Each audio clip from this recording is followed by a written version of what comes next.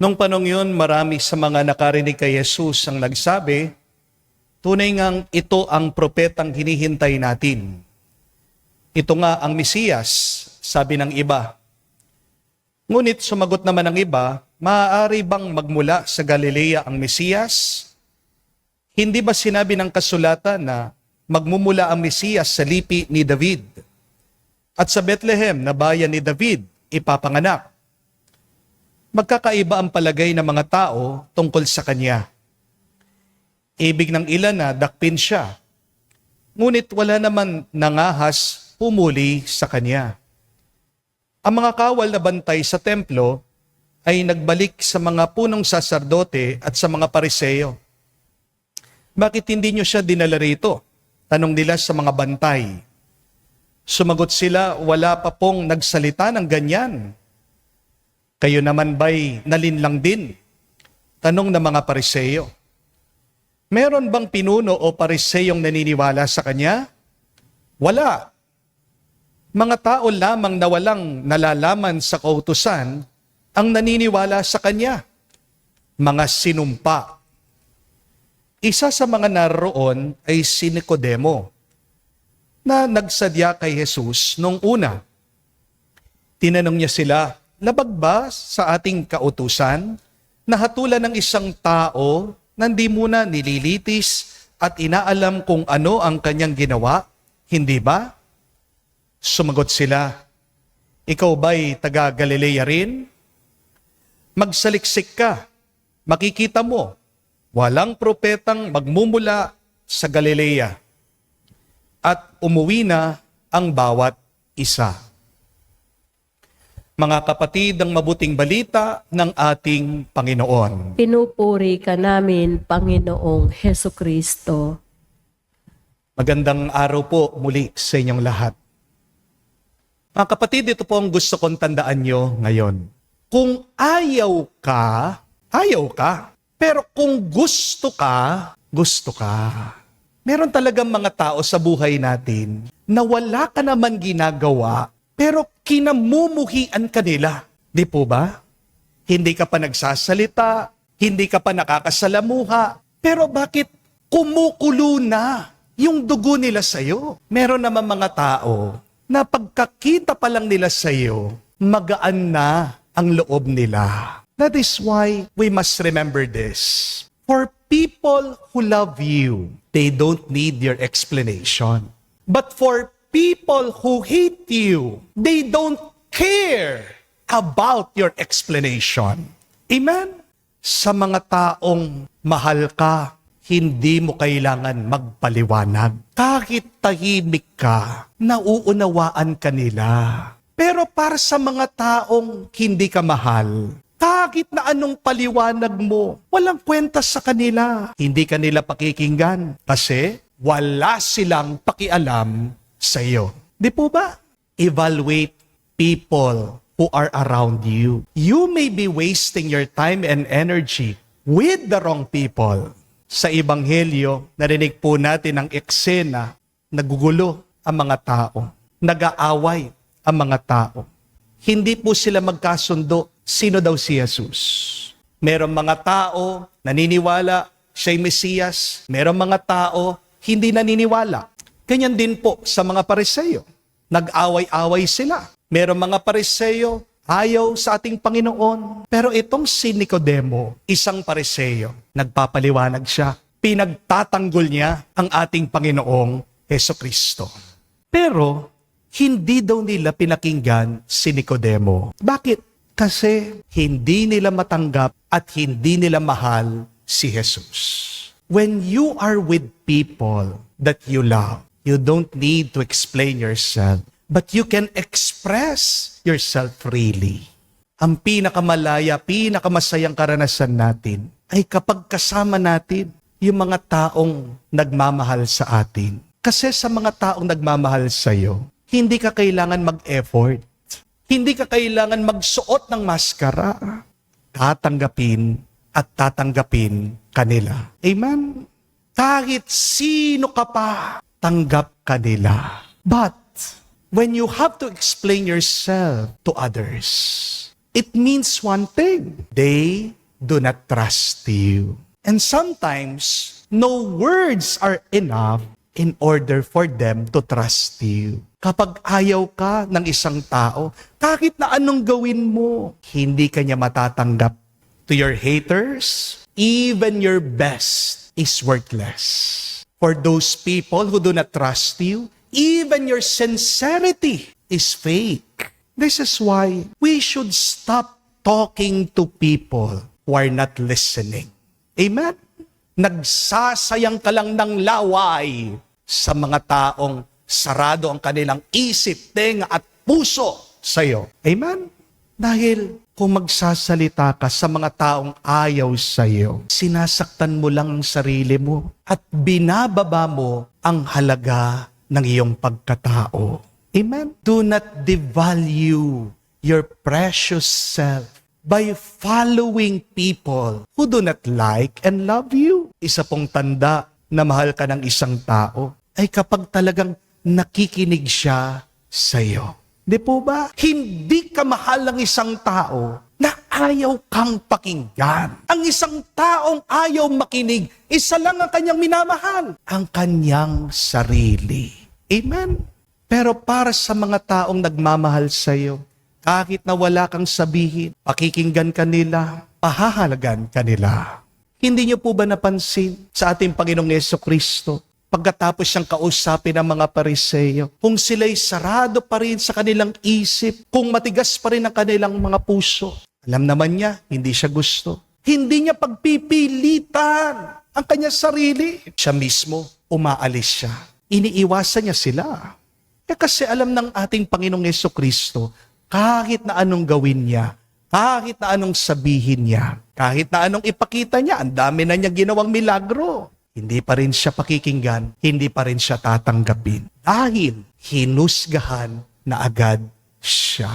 At ganyan din po pagdating sa mga ibang tao. Hindi po ba? Dahil hinusgahan na tayo, sarado ng isip at puso nila sa atin. Wala ka nang magagawa para baguhin ito. Para magbago sila, kailangan nilang gustuhin ito. Para magbago sila, kailangan hipuhin ng Panginoon ang kanilang mga kalooban. Remember this, you cannot force people to like you. But God did not make us to be liked by other people. That is very important to remember. Tandaan mo, hindi ka naman binuhay, dinala ng Diyos dito sa mundo para gustuhin ka ng ibang tao. This is not a popularity contest. Ginawa tayo ng Diyos upang mahalin mo siya. Amen? Don't forget your mission. Even if people do not like you, even if people do not love you, still love. Because love is your calling. And love is an act of excellence. Paano mo masasabi na talagang nagmamahal ka? Ito po, tandaan nyo. Nagmamahal ka talaga kapag ginagawa mo yung tama kahit na mahirap. Amen? Nagmamahal ka talaga kapag pinipili mo ang mabuti kahit na masakit. Nagmamahal ka talaga kapag binibigay mo lahat-lahat, todo-todo, kahit na barya lang ang ibayad nila sa'yo. Nagmamahal ka talaga kapag pinipili mong maging mabait kahit na nagiging napakasama na nila sa'yo. Kapatid, hindi mo mapipilit ang iba na mahalin kanila. Pero tandaan mo, may kapangyarihan ka palagi na mahalin mo sila. As the saying goes, you cannot push a river, but you can choose to be a river of love. Ganda po, no? Hindi mo maitutulak ang tubig ng ilog kahit na anong gawin mo, kahit na magpagod ka, kahit na sakripisyo mo ang iyong sarili. Aagos at aagos yan. Pero pwede mong piliin, ikaw ay maging ilog ng pagmamahal. And to love is a wonderful thing. To love is a beautiful thing. Meron pong isang napakagandang kwento. Ang Diyos daw minsan bumaba dito sa mundo. At nakita daw po ang isang kandila na nakasindi Tinanong ng Diyos ang kandila, bakit nagbibigay ka ng liwanag kahit na ikaw ay nasasaktan, nasusunog at nauubos?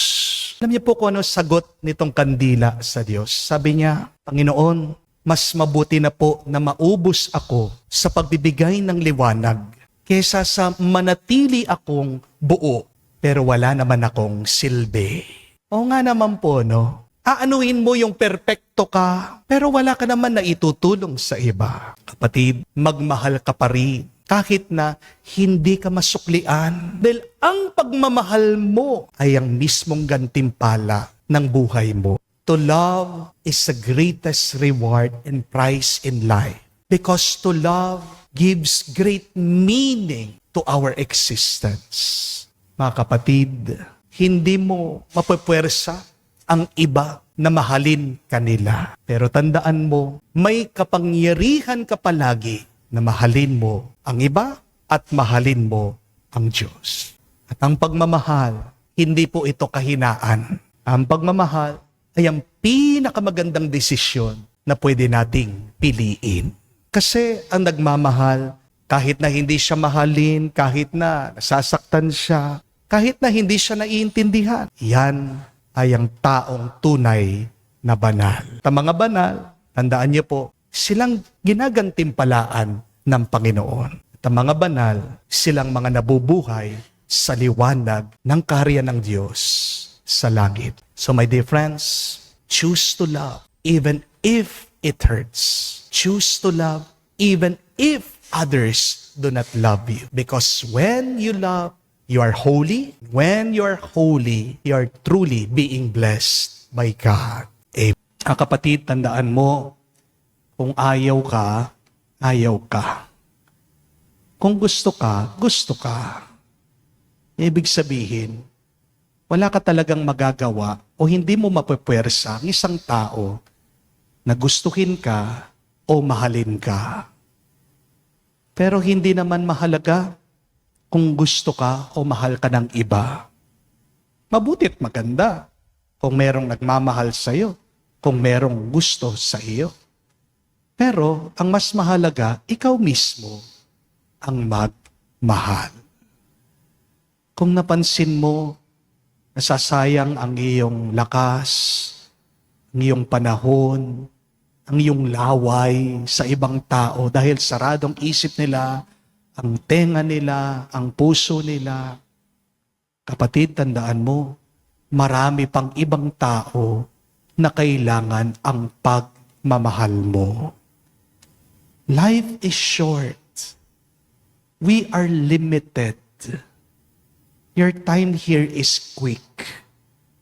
Do not spend it wasting your energy with people who do not appreciate your love. Yes, love them. But spare your love for other people who need you the most. Amen? At huwag mong kalimutan, bago mo mahalin ang iba, mahalin mo ang Diyos. Dahil una kang minamahal ng Diyos.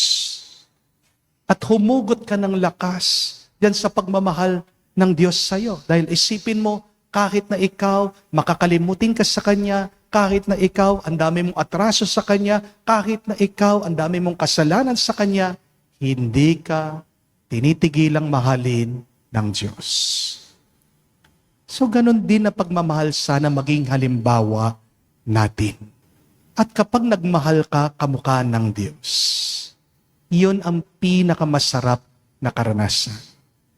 Maaaring hindi pa dumating yung bunga ng pagmamahal mo, pero yung mismong pagmamahal mo, yan na ang iyong gantimpala. Nagiging mas makahulugan ang ating buhay kapag tayo'y nagmamahal. Sinong kailangan mong mahalin ngayon kahit na mahirap? At sino yung kailangan mong mahalin na hindi mo na napansin o nakaligtaan mo na? Love. You will be more blessed by God. Sumayin niyo ang Panginoon.